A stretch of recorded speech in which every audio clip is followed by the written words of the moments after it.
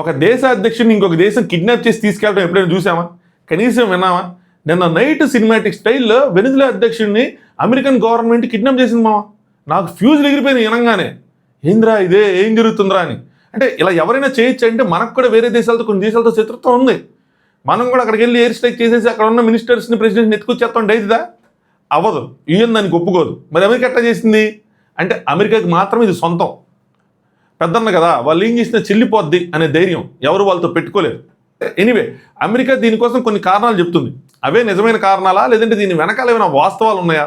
మనందరికీ అర్థమయ్యే సరళమైన భాషలో, సామాన్య భాషలో దీన్ని ఒక స్టోరీలో చెప్పుకుందాం. ఇది నిన్న నైట్కి వెళ్ళి టచ్ చేస్తే తెలుసుకునే సబ్జెక్ట్ కాదు. చాలా సంవత్సరాల క్రితంకి వెళ్ళాలి, అంటే 90s, 80s ఆ టైంకి వెళ్ళాలి. So let's start. Hi friends, నా పేరు Anand. Welcome to Anand views. మావా, నా సిన్సియర్ రిక్వెస్ట్ ఏంటంటే ముందుగా మీరు ఈ వీడియోని లైక్ చేసి నచ్చితే మాత్రం ఖచ్చితంగా సబ్స్క్రైబ్ చేసుకోండి. ఎందుకంటే మనలో చాలామందికి ఒక అలవాటు ఉంది.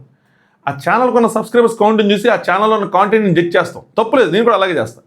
సో నచ్చితే మాత్రం ముందు సబ్స్క్రైబ్ చేయమనుకుని నేను అడగను. నచ్చితే మాత్రం ఖచ్చితంగా సబ్స్క్రైబ్ చేసుకోండి, మర్చిపోకుండా. ఎందుకంటే నేను స్టోరీ చెప్పుకోవడం స్టార్ట్ చేసి వెళ్ళిపోతే నేను అడగడం మళ్ళీ మధ్యలో మర్చిపోతా. సో దాంతోపాటు వీడియోని లైక్ చేయండి. అలాగే ఈ రెండు కంట్రీస్ మధ్య ఉన్న ఇష్యూ మీద మీకున్న ఏదైనా నాలెడ్జ్ ఉంటే ఖచ్చితంగా కామెంట్ చేయండి. మీ ఒపీనియన్ ఏంటి, మీకు ఏమనిపించింది, లేదంటే మీరు తెలుసుకున్నది ఏంటి అన్నది ఖచ్చితంగా కామెంట్ చేయండి. సో దట్ మన వ్యూవర్స్ ఎవరైతే కామెంట్స్ అవుతారో వాళ్ళకి ఇంకొంచెం నాలెడ్జ్ వస్తుంది దీని మీద. సో ఇంక మొదలెడదాం. సో ఫస్ట్ మీరు తెలుసుకోవాల్సింది ఏంటంటే, ప్రపంచంలో ఉన్న చమురు నిక్షేపాల్లో 18% వరకు వెనిజులా దగ్గర ఉన్నాయి. అలాగే ఆల్మోస్ట్ 300 బిలియన్ బ్యారెల్స్, ఇంకా ఎగ్జాక్ట్గా చెప్పాలంటే 304 బిలియన్ బ్యారెల్స్ చమురు క్రూడ్ ఆయిల్ సౌదీ అరేబియాకి మించి కూడా వెనిజులా దగ్గర ఉంది. మరి ఇంత నిక్షేపాలు ఉన్నా కూడా, ఇంత ఖనిజాలు ఉన్నా కూడా, ఇంత ఆయిల్ ఉన్నా కూడా ఎందుకురా పేద దేశంగా ఉండిపోయింది అంటే, కొన్ని సంవత్సరాల క్రితం ఏమైందంటే ఈ నిక్షేపాలన్నీ అమెరికా ఆధీనంలో ఉండేవి. అంటే కేవలం అమెరికాకి మాత్రమే యాక్సెస్లో ఉండేవి. అక్కడ ఉన్న కొన్ని ప్రైవేట్ కంపెనీస్ నామాత్రపు ధరతో వెనిజులా దగ్గర కొనుక్కొని వాళ్ళు లాభాలు బాట పెట్టేవాళ్ళు. ఇది మాత్రం కంట్రీకి ఏమాత్రం ఉపయోగపడేది కాదు. బట్ రెండు దేశాలు మాత్రం అప్పుడు మిత్ర దేశాలకు ఉండేవి. ఎందుకంటే వాళ్ళకి వీళ్ళతో ఉపయోగం ఉంది కాబట్టి మిత్ర దేశాలకు ఉండేవి. అప్పుడు ఏం జరిగిందంటే 1998లో హుగో చావెజ్ అనే అతను వెనిజులాకి ప్రెసిడెంట్గా ఎన్నికయ్యాడు. ఆయన ఎన్నిక అవ్వగానే ఫస్ట్ చేసిన పని ఏంటంటే ఈ ఆయిల్ నిక్షేపాలని నేషనలైజ్ చేసాడు. అంటే దాంతో ఏమైందంటే ఒక్క దేశానికో ఒక్క కంట్రీకో ఇది సోల్ యాక్సెసిబుల్గా ఉండవు. ప్రపంచ ఆయిల్ మార్కెట్లోకి వెనిజులా కూడా ఒక కాంపిటీటర్గా ఎంటర్ అవుతుంది, అంటే ఒక సెల్లర్గా ఎంటర్ అవుతుంది. వేరే దేశాల్లో కూడా వెనిజులా దగ్గర నుంచి ఆయిల్ కొనుక్కోవచ్చు. అలాగే దాంతోపాటు ఆయిల్ మీద వచ్చే ఇన్కమ్ ఏదైతే ఉందో అది దేశానికి చెందింది, అధ్యక్షులకో వాళ్ళకి వీళ్ళకి చెందదు. సో దేశం మీద ఖర్చు చేయొచ్చు. ఎప్పుడైతే ఆయన స్టెప్ తీసుకున్నాడో అప్పటి నుంచి ఆయన అమెరికాకి ఒక శత్రువుగా మారిపోయాడు.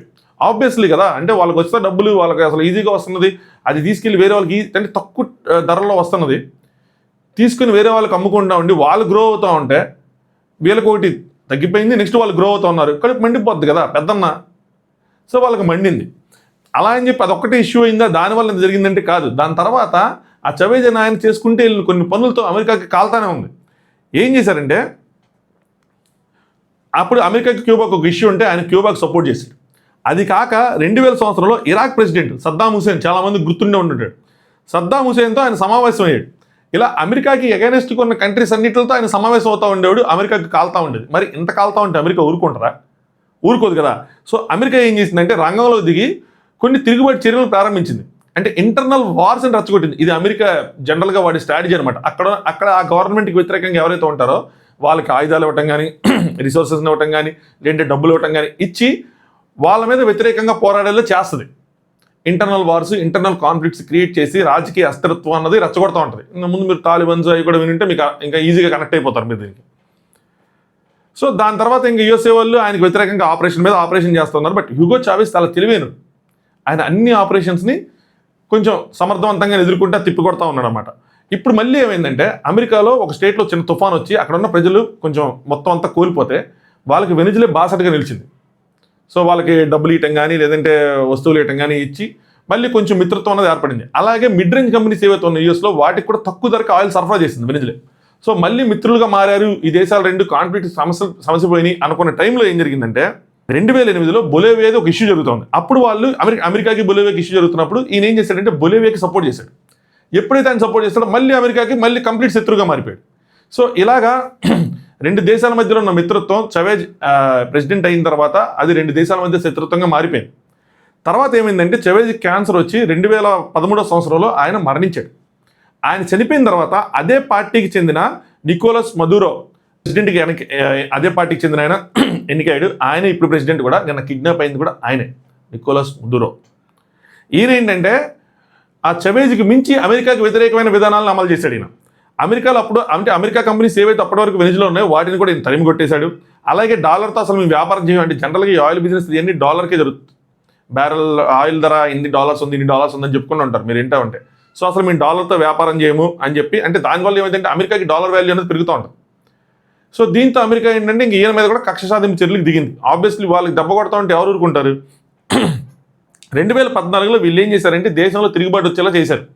అది ఇంటర్నల్గా జరిగిందా వీళ్ళు చేశారన్నది ప్రాపర్ ప్రూఫ్స్ అయితే ఏమీ లేవు, బట్ తిరుగుబాటు జరిగింది. దాంతో ఒక ఫైనాన్షియల్ క్రైసిస్ కూడా వచ్చింది. ఇక్కడే ఈ మదూరో ఆయన తప్పు చేశాడు. ఎప్పుడైతే ప్రజలు గవర్నమెంట్కి వ్యతిరేకంగా పోరాడుతున్నారో వాళ్ళని చాకచక్యంగా డీల్ చేయడంలో ఫెయిల్ అయ్యి సైనిక చర్యకు దిగాడు. 100 మంది గాయపడ్డారు, ఆల్మోస్ట్ ఒక 15 మంది వరకు పౌరులు మరణించారు. ఎప్పటి నుంచో అమెరికా ఒక ఆయుధం కోసం ఎదురు చూస్తుంటే ఈ ఇష్యూ ఏదైతే ఉందో అది వాళ్ళకు ఒక ఆయుధంగా దొరికింది. అప్పుడు ప్రెసిడెంట్ ఎవరు అంటే ఒబామా గారు అనుకుంటా. ఒబామా గారు ఆయన ఏం చేశారంటే వెనిజులా కంట్రీలో హ్యూమన్ రైట్స్ వైలేట్ అవుతున్నాయి అని చెప్పి వెనిజులా దగ్గర నుంచి ఆయిల్ కొనకుండా ఆయన వాళ్ళ మిత్రు దేశాలు ఏవైతే ఉంటే వాటన్నిటిని రిస్ట్రిక్ట్ చేశారు. ఈ రీజన్ చెప్పి హ్యూమన్ రైట్స్ అన్నవి ఈ కంట్రీలో వైలేట్ అవుతున్నాయి, మీరు అలాంటి దేశం దగ్గర నుంచి ఎలా ఆయిల్ కొంటారు, మీరు కొనకూడదు అని చెప్పి అమెరికాకి ఆల్మోస్ట్ అన్ని మిత్రు దేశాలు కాబట్టి వెనిజులా దగ్గర నుంచి ఎవరైతే ఆయిల్ కొంటున్నారో వాళ్ళందరినీ రిస్ట్రిక్ట్ చేశారు. సో వెనిజులా దగ్గర నుంచి ఆయిల్ కొనడానికి ఎవరు ముందుకు రావాలి. ఓ పక్కనేమో ఇంటర్నల్ వార్స్, ఓ పక్కనేమో వచ్చే మనీ ఆగిపోయింది. అలా వెనిజులా పరిస్థితి దయనీయంగా తయారైపోవడానికి స్టార్ట్ అయిందనమాట. దాంతోపాటు 2014లో ఆయిల్ క్రైసిస్ వచ్చి క్రూడ్ ఆయిల్ ప్రైసెస్ అన్ని మొత్తం డ్రాప్ అయిపోయాయి. మీరు ఇది కూడా వినే ఉంటుంటారు, ఆ క్రూడ్ ఆయిల్ ప్రైసెస్ తగ్గిపోయినాయి అని చెప్పి. సో దెబ్బ మీద దెబ్బ వెనిజులాకి దెబ్బ మీద దెబ్బ పడతానే ఉంది. ఇంటర్నల్ వార్స్ అన్నీ పెరిగిపోయి ఈ మదూరో ఆయన తప్పుల మీద తప్పులు చేసుకొని వెళ్ళిపోతా ఉన్నాడు. కానీ 2018లో మళ్ళీ ఎలక్షన్ టైం వచ్చింది. మదూరోకి వ్యతిరేకత భయంకరంగా ఉంది. ఎలక్షన్ అయితే మదూరో ఓడిపోతారని అనుకున్నారు అందరూ. ఇక్కడ ట్విస్ట్, 2018 జరిగిన ఎలక్షన్లో కూడా మదూరోనే మళ్ళీ గెలిచాడు. ఎలా గెలిచాడు అంటే ప్రూఫ్స్ లేవు అగైన్. సో అక్కడ ప్రజలు కానీ లేదంటే ఇంటర్నేషనల్ మీడియా కానీ చెప్పేది ఏంటంటే ఎలక్షన్స్ అనేవి సరిగ్గా జరగలేదు. సో వన్ సైడెడ్గా జరిగినాయి, రెగ్గింగ్ జరిగినాయి, ఈ జరిగినాయి. సో మ్యానిపులేట్ చేశారు, మొత్తం అంతా మార్చేశారు కాబట్టి మళ్ళీ మదూరో అధ్యక్షుడిగా ఎన్నికయ్యాడు అని చెప్పి న్యూస్లో వచ్చినాయి. అమెరికా ఏం చేసిందంటే ఈ ఎలక్షన్ అసలు మీకు గుర్తించాం, జువాన్ గైడో, మళ్ళీ అగైన్ ప్రొనౌన్సియేషన్ రాంగ్ అయితే ఐఎమ్ సారీ, ఆయన్ని మాత్రం మేము ప్రెసిడెంట్గా గుర్తిస్తామని చెప్పి ఒక ప్రెస్ మీట్ పెట్టి ఒక స్టేట్మెంట్ పాస్ చేశారు. దీనివల్ల వెనిజులాకి ఏం అవ్వదు, జనరల్గా అయితే ఏమైతే వాళ్ళు అనుకున్నారు. బట్ కాన్ఫ్లిక్ట్ మాత్రం రెండు దేశాల మధ్యలో అలాగే ఉంది. ఇక్కడ ఎంటర్ అయింది ఇంకొక దేశం, ఎవరు చెప్పండి? మీరు తెలుసు, చైనా. సో వెనిజులా దగ్గర వీళ్ళందరినీ ఎవరైతే కంపెనీలు దేశాలను వీళ్ళు రెస్ట్రిక్ట్ చేశారో యుఎస్ఏ, బట్ చైనా రెస్ట్రిక్ట్ చేయలేరు కదా. చైనాకి వీళ్ళకి ఆల్రెడీ కాన్ఫ్లిక్ట్స్ ఉన్నాయి కదా. సో చైనా ఎంటర్ అయింది, మేము కొంటాం, నేనున్నాను నాయనమ్మ అని చెప్పి వాళ్ళు చెయ్యెత్తి మేము కొంటాం మీ దగ్గర ఆయిల్ అని చెప్పి వాళ్ళ ముందుకు వచ్చారు తక్కువ ధరకి. కాకపోతే అగైన్ చైనా తన స్వార్థం కూడా తను చూసుకుంటుంది కదా, తక్కువ ధరకే కొనడం స్టార్ట్ చేశారు. వెనిజులా ఏం చేసిందంటే వాళ్ళకి ఆల్రెడీ ఫైనాన్షియల్ క్రైసిస్ ఉంది, పక్కన ఆయిల్ కొంటా ఉన్నా కూడా ఒక దేశం ముందుకు వచ్చినా కూడా ఆయిల్ నిక్షేపాలు అయితే బలంగా ఉన్నాయి, కానీ ఫైనాన్షియల్ క్రైసిస్ ఉంది. సో ఇది యుఎస్ఏ ఆరోపించింది ఏంటంటే ఇల్లీగల్ డ్రగ్స్ వాటిని యుఎస్ఏకి ఎక్స్పోర్ట్ చేయడం స్టార్ట్ చేశారు డబ్బుల కోసం అని చెప్పి. అంటే ప్రాపర్గా అంటే సాక్ష్యాధారాలు వీళ్ళ దగ్గర ఉంటాయి, వాళ్ళ దగ్గర ఉండవు ఆబ్వియస్లీ. బట్ ఇది ఎంతవరకు నిజమన్నది ఇంకా మనం ఊహించుకోవడమే. బట్ కొంచెం అయితే అట్లీస్ట్ వాళ్ళు చెప్పిన రేంజ్లో జరగకపోయినా మాత్రం డ్రగ్స్ అయితే జరిగింది. అది గవర్నమెంట్ చేసిందా, ప్రైవేట్ వ్యక్తులు చేస్తారా, ఎవరు చేస్తారో తెలియదు, కానీ యూఎస్ఏకి మాత్రం పెద్ద ఎత్తున సో అమెరికాకి ఎక్స్పోర్ట్ అవుతూ ఉండేవి. ఇది కాక ఆ వెనిజులా నుంచి చాలామంది ఇల్లీగల్ ఇమిగ్రెంట్స్, ఒక 50,000 మందో లేదంటే 5 లక్షల మంది వరకు కొంతమంది ఇల్లీగల్ ఇమిగ్రెంట్స్ కూడా అమెరికాకి తరలిపోయారు. సో అమెరికాకి ఈ వెనిజులా వల్ల సమస్యలు అనేవి చుట్టుముడుతూ ఉన్నాయి. 2023లో సమస్యలు చుట్టుముడుతూ ఉంటే ముద్రకు ఒకటి అర్థమై ఉంటుంది, అమ్మో అమెరికా నన్ను ఏదో చేస్తుందని చెప్పి ఆయన ఏం చేశాడంటే బైడెన్, అంటే ఫ్యూ ఇయర్స్ బ్యాక్ బైడెన్ ప్రెసిడెంట్గా ఉన్నప్పుడు 2023లో అమెరికాతో డీల్ చేసుకున్నాడు. అదేం చేశాడంటే ఏవైతే రిస్ట్రిక్షన్స్ ఉన్నాయో వెనిజులా మీద మీరు కనుక ఎన్ని తీసేస్తే, అంటే మళ్ళీ ట్రేడ్ అనేది మళ్ళీ చేస్తాము అంటే వేరే దేశాలను ఎవరైతే మీరు రెస్ట్రిక్ట్ చేశారో వాళ్ళని తీసేస్తే కనుక మళ్ళీ నేను ఎలక్షన్ పెడతాను, అది ఫెయిర్గా జరిగేలా చూస్తాను అని చెప్పి ఒక ఒప్పందం చేసుకున్నారు. మళ్ళీ అంటే 2018 మళ్ళీ 5 సంవత్సరాలు అంతా అయినా వాళ్ళకి ఎలక్షన్స్ వస్తాయి కదా. సో అది చేసిన తర్వాత మళ్ళీ ఎలక్షన్ జరిగినాయి. మళ్ళీ ఎలక్షన్ జరిగితే ఏమైందంటే మళ్ళీ మదూరోనే గెలిచాడు. జనరల్గా అయితే వీళ్ళు ఎక్స్పెక్ట్ చేసింది, అందరూ ఎక్స్పెక్ట్ చేసింది అంటే ఫెయిర్గా జరిగితే ఎలక్షన్ మళ్ళీ ఆయన ఓడిపోతారని అనుకున్నారు వీళ్ళు, కానీ ఆయన ఓడిపోలా, మళ్ళీ గెలిచాడు. సో అమెరికాకి ఇంకా కాలింది, అంటే ఫెయిర్గా ఎలక్షన్ జరగలేదు, జరుగుంటే కనుక ఆయన గెలిచేవాడు కాదు అన్నది వీళ్ళ భావన. సో దాంతో అమెరికా ఏం చేసిందంటే world's biggest drug agent, largest narco trafficker అంటూ ఈయన మీద కొన్ని ఆరోపణలు చేసింది. సో డ్రగ్ టెర్రరిస్ట్ అన్నట్టు సంథింగ్ ఒక ఇదిగా ఆయన ఒక నేరస్తుడిగా అమెరికా డిక్లేర్ చేసింది. ఏంది, ఒక దేశంలో ఉన్న అధ్యక్షుడిని ఒక నేరస్తుడిగా డిక్లేర్ చేసి ఆయన్ని గనక చంపితే లాస్ట్ ఇయర్ ఇదే టైంకి 2025 జనవరి ఆయన కనుక ఎవరైనా చంపితే వాళ్ళకి $25 మిలియన్ ఇస్తామని చెప్పి ప్రైజ్ మనీని అనౌన్స్ చేసింది. $25 మిలియన్. దీంతో ఆయన అజ్ఞాతంలో గెలిపాడు. దాన్ని మళ్ళీ పెంచింది అమెరికన్ గవర్నమెంట్, పెంచి $50 మిలియన్ చేసింది. ఆయన బయటకు వచ్చేవాడు, ఎప్పుడు ఏదైనా పరిపాలనకు సంబంధించిన కార్యక్రమం ఏదైనా ఉంటే బయటకు వచ్చి కనిపించేవాడు, వెళ్ళిపోయేవాడు. బాడీ డబల్స్ ఇవన్నీ ఉంటారని చెప్పేవాళ్ళు, ఇంకా అన్ని మీరు సినిమాలో చూసిన విధంగానే ఉండేవి. బట్ మ్యాక్సిమం ఆయన అజ్ఞాతంలో ఉండే పరిపాలిస్తూ ఉండేవాడు, ఎక్కడికి కనిపించేవాడు కాదు, ఎక్కడికి వెళ్ళేవాడు కాదు, ఆ దేశంలో ఉండేవాడు, అక్కడి నుంచే పరిపాలన చేసేవాడు. కానీ ఈ కాన్ఫ్లిక్ట్ని సాల్వ్ చేసుకోవడం మాత్రం ట్రై చేయలేదు. ఇంకా ట్రై చేయాల్సిన నెసిటీ కూడా లేదు, అమెరికా కంప్లీట్గా అగైనెస్ట్ అయిపోయింది. ఆగస్ట్ 29 లాస్ట్ ఇయర్ అమెరికాకి సంబంధించిన కొన్ని సబ్మెరైన్స్ కానీ వార్షిప్స్ కానీ అవన్నీ వెనిజులా తీరం వైపు వెళ్ళాయి అనమాట. సో ఇంటర్నేషనల్ వాటర్స్లో వాటిని పార్క్ చేశారు. కానీ వెనిజులాకి అంటే ఒక వార్నింగ్ లాగా, అంటే మీరు ఏదైనా ఎక్స్ట్రా చేసినా చేయకపోయినా ఏం చేసినా సరే మేము మీతో యుద్ధం చేస్తాం, సిద్ధంగా ఉన్నామని చెప్పి పెట్టారు. అదే టైంలో ఒక సంఘటన జరిగింది. అదేం జరిగిందంటే వెనిజులాకి చెందిన ఒక బోటు, ఒక షిప్ని ఈ వార్షిప్స్ కూల్ చేసింది. అందులో 11 మంది వెనిజులా పౌరులు చనిపోయారు. దానికి యూఎస్ఏ చెప్పిన రీజన్ ఏంటంటే వాళ్ళు డ్రగ్స్ సరఫరా చేస్తున్నారు ఇల్లీగల్గా, అందుకోసమే మేము ఆ షిప్ని కూల్ చేసామని చెప్పారు. దీనికి కాలిన ముడురా ఏం చేశాడంటే F-16 ఫ్లైట్స్ని ఆ వార్షిప్స్ ఉన్న వైపు పంపించాడు. దాడి చేయాల, జస్ట్ పంపించాడు.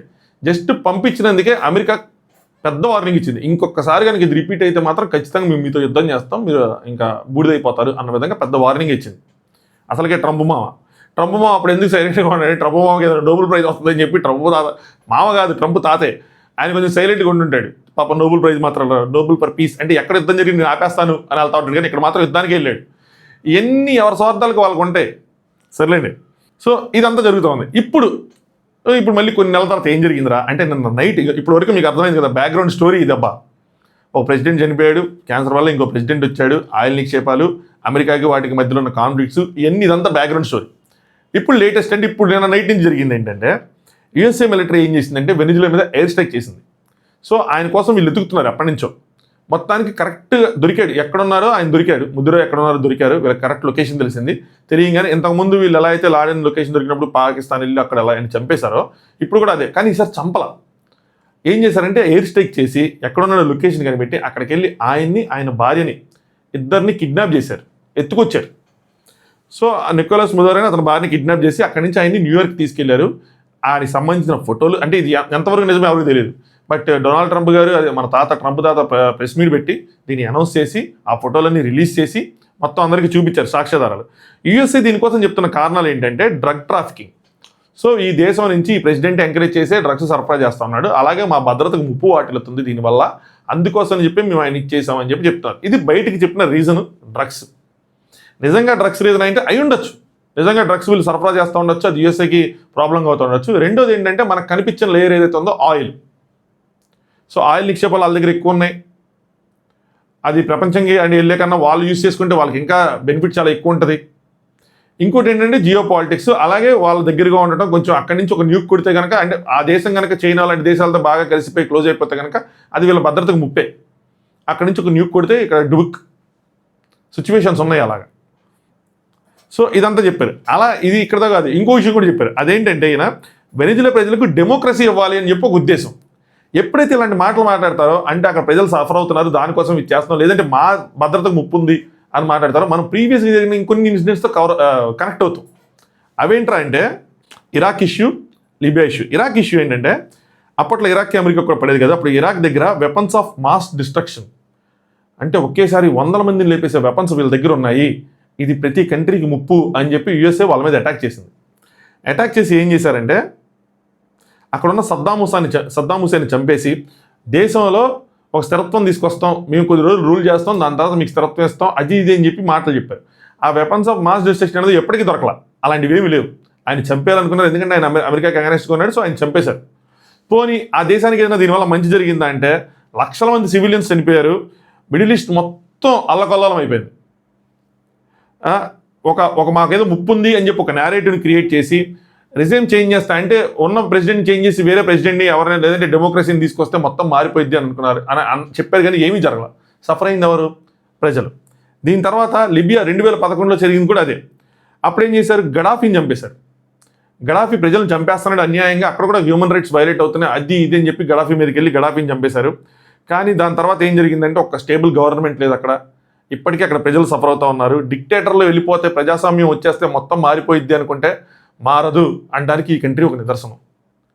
ఇప్పుడు వెనిజులా మీద కూడా అలాంటిదే జరిగిద్దా, వెనిజులా కూడా అలాగే అయిపోయిద్దా? ఎందుకంటే ఇప్పుడు అన్న ప్రెసిడెంట్ని ఎత్తుకొచ్చారు, నెక్స్ట్ ఏం జరిగిద్ది అంటే మేము కొన్ని రోజులు రూల్ చేస్తాం, దాని తర్వాత అంటే ఇది ట్రంప్ చెప్పిన మాటలు, మీ అమెరికా కొన్ని రోజులు రూల్ చేసి మంచిగా ట్రాన్సాక్షన్ చేసి ఇచ్చేస్తాం, అంతా వాళ్ళ చేతిలో పెట్టేస్తాం, ఒక ఎలక్షన్ పెడతాం ఫెయిర్ అండ్ స్పేర్గా, సో అక్కడ ఉన్న వాళ్ళు గెలుచుకుంటారు, అది ఎవరు గెలుచుకుంటే వాళ్ళు అన్నట్టు చెప్తారు.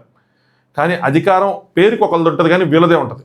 సో మరి అక్కడ ఉన్న ప్రజలకు మంచి జరిగిద్ది అంటే may or may not, we never know. ఇప్పుడు ఇరాక్కి ఏమైనా జరిగిందా? జరగలేదు కదా. వీళ్ళకి జరిగింది వాళ్ళకి ఎలా జరిగింది, లిబియాకి ఏమైనా జరిగిందా? జరగలేదు కదా. సో చెప్పలేములేండి. ఎనీవే అది ఏం జరిగింది ఏంటన్నది ఇంకా ప్రజల అదృష్టం.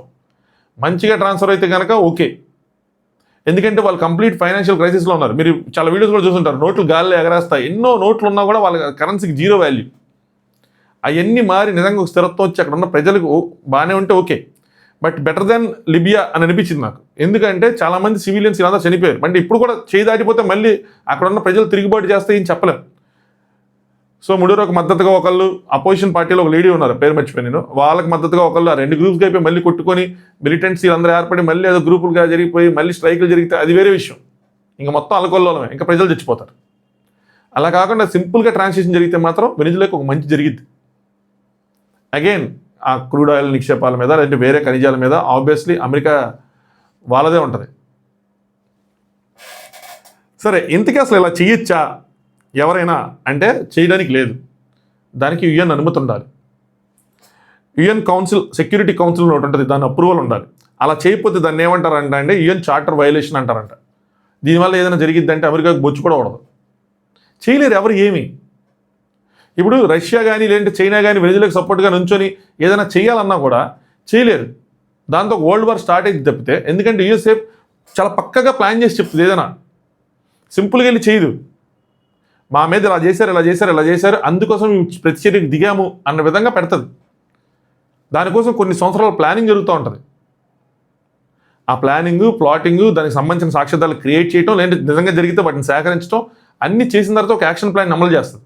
దాన్ని ఎవరు క్వశ్చన్ చేయని విధంగా. అందుకని తిరిగి వెళ్ళి చంపకుండా తీసుకొచ్చారు ఈసారి. జస్ట్ డ్రగ్స్ కాబట్టి. ఇంతకుముందులాగా వేరేలాగా అయితే కనుక, లాడెన్లాగా అయితే కనుక చంపేసేవాళ్ళు. ఎప్పుడు కూడా ఎవరు యూఎస్ని క్వశ్చన్ చేయరు. మనం చేయొచ్చా అంటే ఇప్పుడు వాళ్ళు చేశారంటే మనం చేయొచ్చు అంటే మనం చేయలేము. మనం చేస్తే ప్రతి దేశం క్వశ్చన్ చేసే వాళ్ళు అయిపోతారు. మనమనే కాదు, ఏ దేశం చేయలేదు యూఎస్ఏ తప్పితే.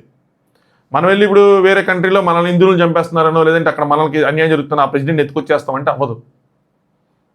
మనం దాంతో కంపేర్ చేసుకొని మన దేశాన్ని తక్కువ చేసుకోవాలని నెసిటీ లేదు. అన్ని దేశాలు ఫాలో అవుతాయి. అలాగే మనం కూడా అంత పక్కా ప్లాన్ చేసి అది చేయాలి అంటే ఏం చేయాలంటే వచ్చే ప్రెసిడెంట్స్ కూడా అందరూ ఏకతాటి మీద కొన్ని ఇష్యూల మీద అలాగే అలాంటి పాలసీస్ అమలు చేయాలి. అది మన దేశంలో సాధ్యం కాదు. ఒబామా దగ్గర నుంచి, జార్జ్ బుష్ దగ్గర నుంచి, ఒబామా దగ్గర నుంచి, బైడెన్ దగ్గర నుంచి, ట్రంప్ వరకు అందరి విధానం ఒకటే, వెనిజులాకి అగైనెస్ట్గా. కానీ మన కంట్రీలో అది పాసిబుల్ కాదు. బీజేపీ, కాంగ్రెస్ లేదంటే ఇంకెవరైనా ఒక కూటమిలో వస్తే కనుక వీళ్ళందరూ ఒక లైన్ మీద నుంచుంటారు ఒక పర్టికులర్ విషయం మీద, అంటే అది ఎప్పటికీ జరగని పని. దానికి వాళ్ళు చెప్పుకునే మా రాజకీయ సిద్ధాంతాలు వేరే, వాళ్ళ రాజకీయాల సిద్ధాంతాలు వేరే అంటారు. సిద్ధాంతాలను మాట్లాడుకుంటారు కానీ దేశంకి ఒక సిద్ధాంతం ఉంటుందన్న విషయం మాట్లాడుకోం మనం. మన పార్టీ సిద్ధాంతాలు మాట్లాడుకుంటారు. అంతేకాని దేశానికి ఒక సిద్ధాంతాలు పెట్టుకోవాలి, అది ఏ పార్టీ వచ్చినా వాటిని ఫాలో అవ్వాలన్న విషయాన్ని మర్చిపోతూ ఉంటాం. మన దేశంలో ఉన్న సమస్య అదే. ముందు ప్రాజెక్టులు ఏమైనా అప్రూవ్ అయితే నెక్స్ట్ వచ్చిన గవర్నమెంట్ వాటిని క్యాన్సిల్ చేయటం, దానికి 1,00,000 రీజన్స్ చూపించడం. నిజంగా అవినీతి జరగచ్చు, జరగకపోవచ్చు, ఏదైనా అవ్వచ్చు. జరిగినా అదే జరిగిద్ది, జరగకపోయినా అదే జరిగిద్ది. ఇంకా ఇంటర్నల్గానే మనకి ఇన్ని కాన్ఫ్లిక్ట్స్ ఉన్నప్పుడు వేరే దేశాలతో మన సంబంధాలు ఎలా ఉండాలి, వాళ్ళతో బాగుండాలి, వీళ్ళతో బాగోకూడదు, వీళ్ళతో యుద్ధం చేయాలంటే వీళ్ళతో శాంతి చేయకొచ్చారని అన్న లైన్ ఏదైతే ఉందో ఆ లైన్ అనేది ఎప్పుడు ఇలా ఉండదు. మనది zig zig zig zig zig zig ఉంటుంది. ఆ పార్టీ వస్తే సంబంధాలు, ఈ పార్టీ వస్తే అపోజిషన్, ఆ పార్టీ వస్తే సంబంధాలు, ఈ పార్టీ వస్తే శత్రుత్వం, ఇలా వెళ్తుంది. కానీ అక్కడ చూడండి, జార్జ్ బుష్ టైంలో స్టార్ట్ అయింది, కానీ అందరి లైన్ ఒకటే. అందులో ఎవరు దాన్ని దాట్లా. వాళ్ళ పార్టీలు మారచ్చు, సిద్ధాంతాలు మారచ్చు, బట్ దేశ సిద్ధాంతాలను అలా ఫాలో అవుతుంటారు. అందుకని వాళ్ళకి అది పాసిబుల్, మనకు అది పాసిబుల్ కాదు. మనం చేసాం అనుకోండి, ఇప్పుడు యూఎస్ఏ చేసింది కదా, యూఎస్ఏ ఇలా చేసినందుకు యూఎస్ఏకి అగైనెస్ట్గా మాట్లాడే వాళ్ళు ఎంతమంది ఉంటారు? మన దేశం ఇలా చేయడం తప్పు అని చెప్పి మాట్లాడే వాళ్ళు ఎంతమంది ఉంటారు? ఎంతమంది ఉండరు. కానీ మన దేశం కనుక ఇలా చేసింది అనుకోండి, మన దేశంలోనే లక్షల మంది దీనికి అగైనెస్ట్గా మాట్లాడతారు. వేరే పార్టీ ఎలా అలా చేస్తారు, ఇది హ్యూమన్ రైట్స్ వైలేషన్, ఆ దేశ అధ్యక్షుని వాళ్ళ మీద స్ట్రైకులు చేయడం ఏంటి, వాళ్ళకి వెళ్ళి లాక్ రావడం ఏంటి అని చెప్పి మన వాళ్ళు బొచ్చిన మంది మాట్లాడతారు. ఫ్రీడమ్ ఆఫ్ స్పీచ్ మనకు చాలా ఎక్కువ, అది ఆ కంట్రీలో ఉంది. కానీ వాళ్ళు అంత అది మనం కంట్రోల్ చేస్తారా వాడరా తెలియదు, కానీ మనం మాత్రం అన్కంట్రోల్గా వాగుతూ ఉంటాం. స్టిల్ నేను కూడా అందులో నేను కౌంట్, ఎందుకంటే నేను కెమెరా పెట్టుకుని నేను వాగుతాను కాబట్టి. సో అదే డిఫరెన్స్. అందుకోసం అని చెప్పి మన దేశాలు ఏం చేయలేవు, కొన్ని దేశాలు చేసినా బయటికి రావు. ఎనివే టాపిక్ కొంచెం డైవర్ట్ అయ్యామా అవ్వలేదా? సరే, వేరే దేశాలు అలా చేయడానికి లేదనమాట, ఈయన అప్రూవల్ ఉండాలి దానికోసం. సరే, కోర్ ఇష్యూ ఏంటి మీకు ఏమనిపించింది ఇప్పటివరకు? నిజంగా డ్రగ్స్ సరఫరా చేశారు దానివల్ల ఇదంతా జరిగింది అనుకుంటున్నారా, లేదంటే ఆయిల్ అనుకుంటున్నారా? సో మ్యాక్సిమం ఇదంతా ఆయిల్ అండ్ పవరే. ఎందుకంటే ప్రపంచంలో అతిపెద్ద ఆయిల్ రిసోర్సెస్ ఉన్న కంట్రీ అది కనుక వాళ్ళ చేతికి వచ్చిందంటే, యూఎస్ఏ చేతికి వచ్చిందంటే వాళ్ళు చాలా లాభపడతారు ఆబ్వియస్గా. సో టెంపరీగా మేము వెనిజులాను రన్ చేస్తాం అంటిల్ అన్లెస్ ప్రాపర్ ట్రాన్సిషన్ ఏదాకా అని చెప్పి నిన్న డొనాల్డ్ ట్రంప్ గారు ఎక్స్ప్లెయిన్ చేశారు. బట్ ఇది ఎంతవరకు జరిగిద్ది, అక్కడ ఉన్న ప్రజలకు మేలు జరిగిద్దా అన్యాయం జరిగిద్దా అన్నది మనకు రాబోయే రోజుల్లో కాలమే నిర్ణయం ఇచ్చింది, మనం కాదు. సో ఇప్పుడు వెనిజులాలో జరగబోయేది అంతా మనం చూస్తూ ఉంటేనే మనకు అర్థమైద్ది. బట్ ఇందులో ఈ కథలో ఎవరైతే ఈ మధురో అన్న ఆయన ఉన్నాడో ఆయన దేవుడు కాదు, యుఎస్ఏ వాళ్ళు ఎవరైతే ఉన్నారో వాళ్ళు రక్షకులు కాదు. ఇదంతా పవర్ కోసం జరిగిన ఒక యుద్ధం. అల్టిమేట్గా సఫర్ అయ్యేది మాత్రం ప్రజలు. ఏ దేశ ప్రజలు అంటే వెనిజులాలో ఉన్న ప్రజలు. ఎందుకు ఇలా చెప్తున్నాను అంటే, ఇరాక్లోను లిబియాలోను ఇలా జరిగింది కాబట్టి ఎక్కడ కూడా జరిగే అవకాశాలు కనిపిస్తున్నాయి. జరగకపోతే మంచిది. అలాగే వాళ్ళ అపోజిషన్ లీడర్స్ ఎవరైతే ఉన్నారో వాళ్ళు యుఎస్తో మాట్లాడుతున్నారు, వాళ్ళతో యాక్చువల్గా వాళ్ళ మీద డిపెండ్ అయి ఉంటుంది. వాళ్ళు కనుక మంచి తెలివైన వాళ్ళు అయితే యుఎస్ఏని ఎక్కడి వరకు వాడుకోవాలి అక్కడ వరకు వాడుకొని తగ్గొట్టుకొని వాళ్ళ దేశాన్ని వాళ్ళు బిల్డ్ చేసుకోవాలి. అక్కడ మాస్ డిస్ట్రక్షన్ అనేది జరగల. అన్లైక్ అదర్ కంట్రీస్ అక్కడ మాస్ డిస్ట్రక్షన్ అనేది జరగలేదు కాబట్టి, దేశానికి సంబంధించిన కోర్ ఏదైతే ఉందో అది దెబ్బతినలేదు కాబట్టి, సో వాళ్ళు ఇంకా కొంచెం సేఫ్ పొజిషన్లో ఉన్నారు. వీళ్ళు డీల్ చేసుకునే విధానాన్ని బట్టి ఉంటుంది. అమెరికాని ఎక్కడి వరకు రిస్ట్రిక్ట్ చేయాలి, ఎక్కడి వరకు అలౌ చేయాలన్న దాని మీద డిపెండ్ అయి ఉంటుంది. వాళ్ళని ఎక్కడి వరకు వాడుకోవాలని చెప్పి. వీళ్ళు తెలివైన వాళ్ళు అయితే కనుక ఆ ప్రజలు సేఫ్లో ఉంటారు. వీళ్ళు తెలివి తక్కువ వాళ్ళు అయితే కనుక అమెరికా వాళ్ళని వాడుకుంటూ ఉంటుంది. మీ ఒపీనియన్ ఏంటి చెప్పండి? యుఎస్ఏ చేసింది కరెక్టేనా వెనిజులా మీద? అసలు దేనికి చేసింది అనుకుంటున్నారు? మీకు నేను చెప్పింది అర్థమైందా? సామాన్యమైన భాషలో చెప్పడానికి ట్రై చేశారు. సో నేను అలాగే అర్థం చేసుకోవడానికి ప్రయత్నించాను కాబట్టి, సో మీకు ఆ విధంగా చెప్పడానికి ఒక స్టోరీలో చెప్పడానికి ట్రై చేశాను. నాట్ లైక్ అంటే రాజకీయ విశ్లేషకులు ఎలా చెప్తారో అలా కాకుండా నార్మల్ భాషలో చెప్పడానికి ట్రై చేశాను. సో నచ్చితే ఖచ్చితంగా అర్థమైంది, నచ్చిందని చెప్పి మాత్రం కామెంట్ చేయండి. అలాగే మీ ఒపీనియన్ కూడా కామెంట్ చేయండి. దాంతోపాటు వీడియోని లైక్ చేయండి. అలాగే ఛానల్ని సబ్స్క్రైబ్ చేసుకోండి. ఎవరైతే కొత్తగా చూస్తున్నారో సబ్స్క్రైబ్ చేసుకోలేదో, నచ్చితేనే నచ్చకపోతే వద్దులేండి. నచ్చితే సబ్స్క్రైబ్ చేసుకోండి, నచ్చలేదంటే ఇంకొక విధంగా మళ్ళీ ట్రై చేద్దాం. బట్ రేపు ఇంకో వీడియోతో మళ్ళీ కలుసుకుందాం. రేపు ఇంక ఇంట్రెస్టింగ్ వీడియో ఉంటుంది. అన్వేష్ వీడియోలో అవి కాదు, రేపు ఇంకొంచెం వేరే టాపిక్ మీద ఇంకొక ఇంట్రెస్టింగ్ వీడియో ఉంటుంది. So thanks for watching Anand views.